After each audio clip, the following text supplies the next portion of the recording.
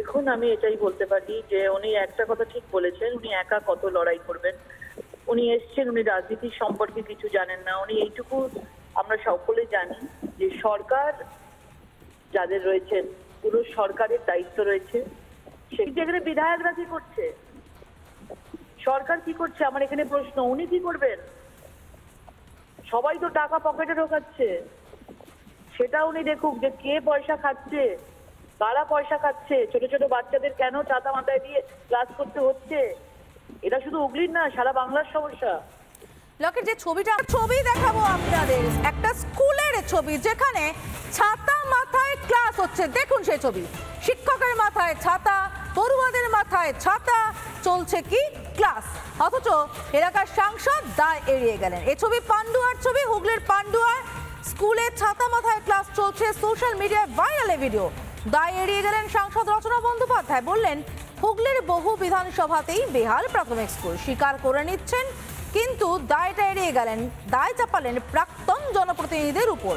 কেন ব্যবস্থা নেয়নি প্রাথমিক শিক্ষা পর্ষদ, জানার পরেও কি করছিলেন রচনা বন্দ্যোপাধ্যায়? যে ছবিটা এই মুহূর্তে দেখতে পাচ্ছেন, দেখুন, শিক্ষকের মাথায় ছাতা, পড়ুয়াদের মাথায় ছাতা, সেই ছাতা মাথায় দিয়েই ক্লাস চলছে। অঝোরধারায় বৃষ্টি পড়ছে এবং মাথায় ছাতা দিয়ে পড়ুয়ারা ক্লাস করতে বাধ্য হচ্ছে। এহেন অবস্থা একটি প্রাথমিক স্কুলের, সরকারি প্রাথমিক স্কুল, তার এই পরিস্থিতি। অথচ সাংসদ কোনো দায় নিচ্ছেন না, প্রাক্তন জনপ্রতিনিধিদের ঘাড়েই দায় চাপাচ্ছেন। তবে মন্দের ভালো, অন্তত এই অবস্থাটা স্বীকার করেছেন রচনা বন্দ্যোপাধ্যায়। কি স্বীকার করলেন রচনা বন্দ্যোপাধ্যায়, শুনুন। শান্তি বিধানসভায় প্রচুর এরকম অঙ্গনবাড়ি আছে, প্রাইমারি স্কুল আছে যেখানকার অবস্থা খুব খারাপ। আমি জানি না আগামী গত এতগুলো বছরে কখনো কোনো কাজ হয়েছে কিনা। এখন আমি গত 5 বছর ধরুন কিছুই কাজ হয়নি, সেটা আলাদা কথা, কিন্তু আমি সাংসদে আসার পরে আমি তো ভগবান নই, আমি একটি মানুষ যার 1টি বছর হয়েছে। আমার কাছে 55-60খানা স্কুলের অভিযোগ এসছে যেগুলো ঠিক করার দরকার। আমি একা কত লড়াই করতে পারি? বিধায়করা না উঠে পড়ে লাগেন, যদি পৌরসভা না উঠে পড়ে লাগেন, যদি পঞ্চায়েত না উঠে পড়ে লাগেন, যদি ব্লকের মানুষ না উঠে পড়ে লাগেন, সবাইকে মিলিতভাবে এই প্রচেষ্টা চালাতে হবে এবং স্কুলগুলোকে বাঁচিয়ে তুলতে হবে। এই যে মানুষ ছাতা নিয়ে বসে, যাতে আগামী দিনে অ্যাটলিস্ট আমি যতদিন আছি তার মধ্যে যাতে মাথায় কাউ ছাতা না থাকে, সেটা আমি করবো। আরো একবার আপনাদেরকে ছবিটা দেখাবো, কারণ এই ছবিটা ভয়ঙ্কর একটা ছবি। পড়ুয়ারা তারা স্কুলে যাচ্ছেন, ছাতা মাথায় দিয়ে স্কুলে পড়তে বসতে হচ্ছে। শিক্ষক যিনি পড়াচ্ছেন তার মাথাতেও ছাতা রয়েছে এবং ছাদ দিয়ে লাগাতার জল ঝরে যাচ্ছে। সাংসদ পুরোপুরি দায় এড়িয়ে গেলেন, বললেন তার 1 বছর হয়েছে, সুতরাং তিনি কোনো কাজ করতে 1 বছরের মধ্যে পারেননি, যে তার দায় তার নয়। তিনি প্রাক্তন জনপ্রতিনিধিদের ঘাড়েই দায় চাপালেন। সোশ্যাল মিডিয়ায় ভাইরাল এই ভিডিও, যে ছবি দেখে গোটা রাজ্যের প্রশ্ন, এইভাবে স্কুলে পড়াশোনা চলে? পান্ডুয়ার প্রাথমিক স্কুলের বেহাল দশা, দেখতে পাচ্ছেন ছবিটা। প্রাথমিক স্কুল, হুগলি লোকসভায় বহু স্কুলেরই যে অবস্থা এই রকম, তা স্বীকার করে নিয়েছেন রচনা বন্দ্যোপাধ্যায়। সাংসদ রচনা বন্দ্যোপাধ্যায় তিনি বলছেন তার কাছে নাকি 55 থেকে 60টি এরকম ধরনের অভিযোগ এসেছে।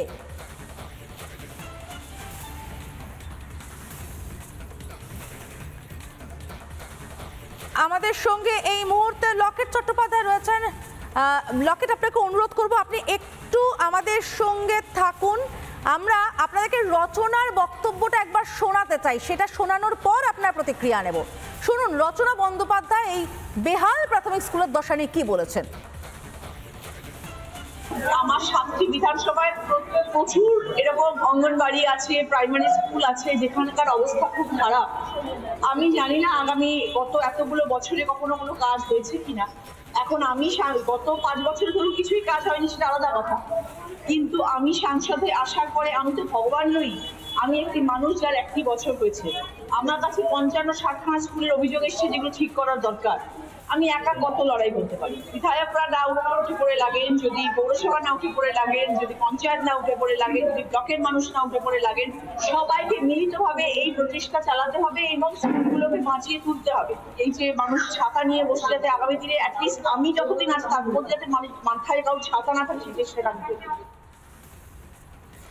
লকেট, আপনি শুনলেন প্রাক্তন জনপ্রতিনিধিদের ওপরেই দায় চাপাচ্ছেন রচনা বন্দ্যোপাধ্যায়, তাহলে আপনারও দায়। দেখুন, আমি এটাই বলতে পারি যে উনি একটা কথা ঠিক বলেছেন, উনি একা কত লড়াই করবেন। উনি এসছেন, উনি রাজনীতির সম্পর্কে কিছু জানেন না। উনি এইটুকু আমরা সকলে জানি যে সরকার যাদের রয়েছেন, পুরো সরকারের দায়িত্ব রয়েছে, সেখানে পঞ্চায়েতের দায়িত্ব আছে, ব্লকের দায়িত্ব আছে এবং বিধায়কদের দায়িত্ব রয়েছে যে প্রত্যেকটা স্কুলকে পর্যবেক্ষণ করা এবং সবকিছু দেখা। এবং তিনি তো সেগুলো সম্বন্ধে কোনোভাবেই ওয়াকিবহল নেই এবং তিনি রাজনীতি সম্বন্ধে তার কোনো ধারণাই নেই। সুতরাং আমি তাকে নিয়ে কোনো কথা বলতে চাই না। এটা ওনার দোষ নয়, এটা ওনার সরকারের দোষ। এবং উনি জানেন না যে আমি ভারতীয় জনতা পার্টি থেকে আমি 5 বছরের সাংসদ ছিলাম এবং যখন যখন স্কুলগুলো যেভাবে আমার কাছ থেকে সাহায্য পেয়েছে, আমি আমার যা হিসেব আছে সেগুলো এখনো ওই অফিসে পাবেন উনি, যে যেভাবে কোনো সময় স্কুলের ক্যান্টিন বলুন, কোনো সময় পাঁচিল বলুন, যা যাই বলুন না কেন, আমি আমার যতটুকুনি ওই গভর্নমেন্ট, তৃণমূলের গভর্নমেন্ট, মানে সেখানে অনেক ঝগড়া করে লড়াই করে আমি যতটুকুনি কাজ আমি করতে পেরেছি। কিন্তু এখানে বিধায়করা কি করছে, সরকার কি করছে, আমার এখানে প্রশ্ন। উনি কি করবেন? সবাই তো টাকা পকেটে ঢোকাচ্ছে, সেটা উনি দেখুক যে কে পয়সা খাচ্ছে, কারা পয়সা খাচ্ছে। ছোট ছোট বাচ্চাদের কেন ছাতা মাথায় দিয়ে ক্লাস করতে হচ্ছে? এটা শুধু হুগলির না, সারা বাংলার সমস্যা। লকেট, যে ছবিটা আমরা দেখছি না, সেটা সত্যি দেখা মানে ভয়ঙ্কর একটা বিষয়। যে ছবিটা আমরা দেখছি, পড়ুয়ার মাথায় ছাতা, শিক্ষক যিনি বসেছেন তিনিও হাতে ছাতা নিয়ে বসে আছেন। আমি আপনার কাছে পরিষ্কারভাবে জানতে চাইবো, আপনি এই জায়গায় সাংসদ হিসেবে দায়িত্বে ছিলেন, এখন প্রধান বিরোধী দল আপনারাই রাজ্যে, সেক্ষেত্রে আপনারা এই পড়ুয়াদের জন্য এখন কি করবেন? না, আমরা চাই যে মানুষ, রচনা বন্দ্যোপাধ্যায় আওয়াজ ওঠাক, উনি আওয়াজ ওঠাক যে ওনার সরকারের আমলে কেন এই বাচ্চাদেরকে ছাতা মাথায় দিয়ে, শিক্ষককে ছাতা মাথায় দিয়ে ক্লাস করতে হচ্ছে। তাই ওনার সরকারকে নিতে হবে। 5 বছর ধরে অনেক কষ্ট করে, যখন 5 বছর পর শেষের দিকে এসে আমি সেই কাজগুলো পারমিশন পেয়েছি এবং কাজগুলো যতটুকুনি ছিল আমি কাজগুলো করে একদম এমপি ল্যাডকে শূন্য করে দিয়ে দিয়েছি, কোনো টাকা কোনো কাজ বাকি রাখিনি। সুতরাং দায় ওনাকে নিতে হবে। বেশ, অনেক ধন্যবাদ। নানা ধরনের কন্টেন্ট দেখার জন্য লাইক করুন, শেয়ার করুন আমাদের ফেসবুক পেজ, সাবস্ক্রাইব করুন আমাদের ইউটিউব চ্যানেল। পাশাপাশি অন্যান্য ব্রেকিং নিউজের জন্য অবশ্যই চোখ রাখুন রিপাবলিক বাংলায়।